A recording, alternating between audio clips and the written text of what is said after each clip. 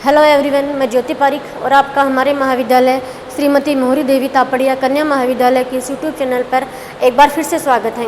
आज हम अपने बीए सेकेंड ईयर में जो आर्थिक संसाधन भूगोल है उसमें हम क्रिस्टोलर के केंद्र सिद्धांत के बारे में हम पढ़ रहे थे और इसी सीरीज़ में हम आगे बढ़ते हैं और आज हम देखते हैं कि इस सिद्धांत के बारे में आगे क्या है। तो उसमें देख लीजिए, क्रिस्टोलर ने अपने सिद्धांत में आगे जो बताया है वह है विभिन्न ब्रसाव प्रतिरूप। विभिन्न बसाव प्रतिरूप, इसका मतलब है कि जो क्रिस्टोलर ने अपने सिद्धांत में जो बसाव के जो विभिन्न प्रतिरूप बताए हैं उनके बारे में हम आगे देखते हैं। तो इसमें सबसे पहले एक वर्ड है के, हम पहले इसके बारे में देखते हैं क्योंकि ये जो के वर्ड है वो हमारे सिद्धांत में आगे कई बार यूज होगा। तो इसके सबसे पहले हम इसके अर्थ के बारे में देखते हैं। तो इसमें देखिए, पदानुक्रम में एक उच्च स्तरीय अधिवास के द्वारा, पदानुक्रम में एक उच्च स्तरीय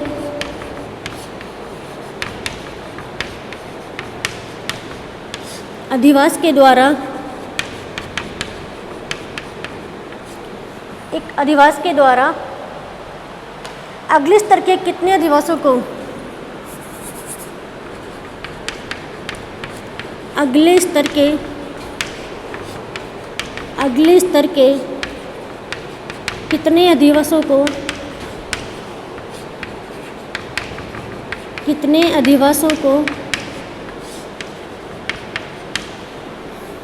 सेवा प्रदान की जाए।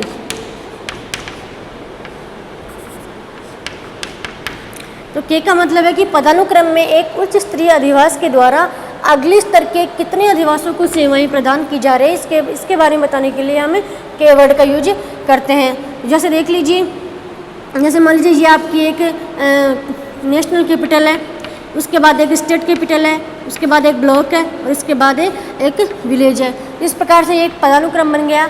तो इसके बारे में हम देखते हैं कि एक पदानुक्रम में उच्च स्तरीय अधिवास के द्वारा, मतलब इसे नेशनल कैपिटल के द्वारा अपने पर जो आधारित है या फिर अपने निचले स्तर की जो कितने अधिवास के द्वारा अधिवासों को इसके द्वारा सेवाएं प्रदान की जा रही है, ये बताने के लिए हम के वर्ड का यूज करते हैं। ठीक है, इसमें हम आगे देखते हैं।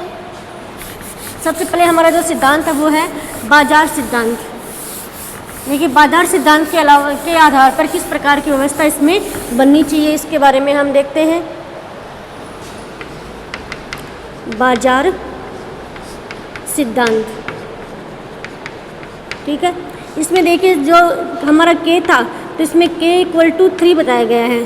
ठीक है, के इक्वल टू 3 का मतलब है कि पदानुक्रम में उच्च केंद्रीय स्थल,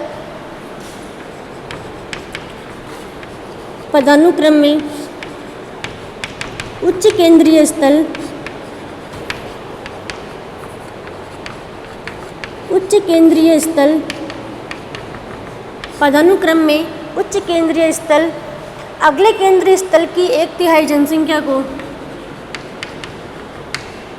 अगले केंद्रीय स्थल की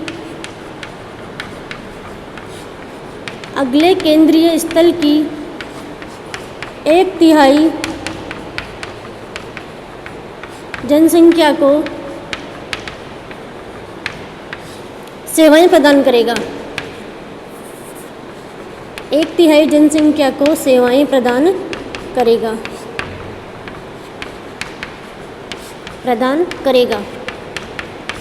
ठीक है, तो के इक्वल टू 3 का मतलब है पदानुक्रम में उच्च केंद्रीय स्थल अगले केंद्रीय स्थल की 1/3 जनसंख्या को सेवाएं प्रदान करेगा। इसके बारे में हम देख लीजिए, यहाँ समझ लीजिए।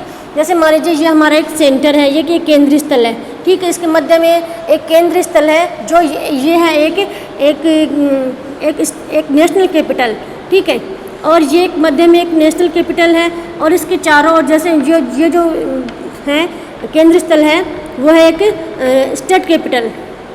ठीक है, अब देखिए, ये जो नेशनल कैपिटल के चारों ओर जो स्टेट कैपिटल आपको दिख रहे हैं, इनके केंद्रीय बिंदु को आप मिला दीजिए।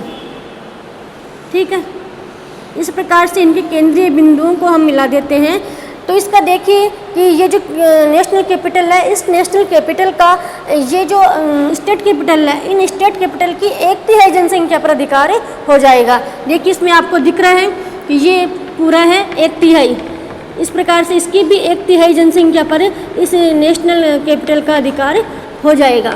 तो मतलब ये जो नेशनल कैपिटल है वो हर एक स्टेट की कैपिटल की 1/3 जनसंख्या को सेवाएं प्रदान कर रहा है। ठीक है, इस प्रकार हम इसके सारे को जोड़ते हैं तो देख लीजिए, तो देखिए 1/3 इंटू 2, ठीक है, इंटू ये सारे कितने हैं 6, ठीक है, ये जो सारे हैं वो है 6, 1 2 3 4 5 6 हो गए। तो हम इनको करेंगे तो ये हमारा हो जाएगा 2 आ जाएगा यहाँ पे, तो दो क्षेत्र तो ये हो गए, ठीक है, और एक अपना ये इसका पूरा क्षेत्र है, ठीक है, ये भी तो एक, ये जो केंद्रीय स्थल है वो अपने क्षेत्र को पूरा सेवाएं प्रदान कर रहा है। इस प्रकार से ये अपने क्षेत्र के अलावा अपने जो आसपास की जो स्टेट कैपिटल है उन स्टेट कैपिटल की 1/3 जनसंख्या को प्रभावित कर रहा है। इस प्रकार से कुल मिला के ये 2 + 3 2 + 1 = 3 अब जो केंद्रीय स्थल है उनको सेवा प्रदान कर रहा है। इसका मतलब हो गया कि K = 3, ठीक है। ये हमने समझ लिया कि एक जो कैपिटल है या फिर एक नेशनल कैपिटल है वो अपने आसपास की पूरी 2 कैपिटल को नेशनल कैपिटल को प्रभावित कर रहा है, सेवाएं दे रहा है। इसका मतलब हो गया कि K = 3, ठीक है। इसमें आप देख लीजिए पदानुक्रम में उच्च स्तर का केंद्र, पदानुक्रम में उच्च स्तर का केंद्र अगले स्तर के केंद्र के 3 गुनी जनसंख्या को प्रभावित करेगा, ठीक है। उच्च स्तर का केंद्र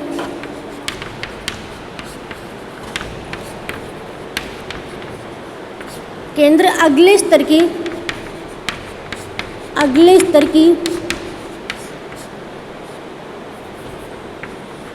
3 गुनी जनसंख्या को प्रभावित करेगा।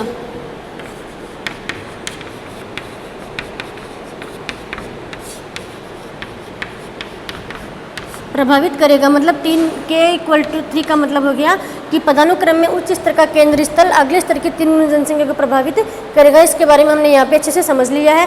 मतलब एक जो मुख्य केंद्र है वह अपने आसपास के केंद्रों की 1/3 जनसंख्या को प्रभावित करेगा और कुल मिलाकर यह 3 केंद्रों को सेवाएं प्रदान करेगा, ठीक है। तो ये हो गया हमारा जो बाजार सिद्धांत, उसके अकॉर्डिंग हमने देख लिया है। फिर अगले वीडियो में हम जो परिवहन सिद्धांत उसके बारे में हम देखेंगे। आज का वीडियो हम यही समाप्त कर रहे हैं, तब तक के लिए धन्यवाद।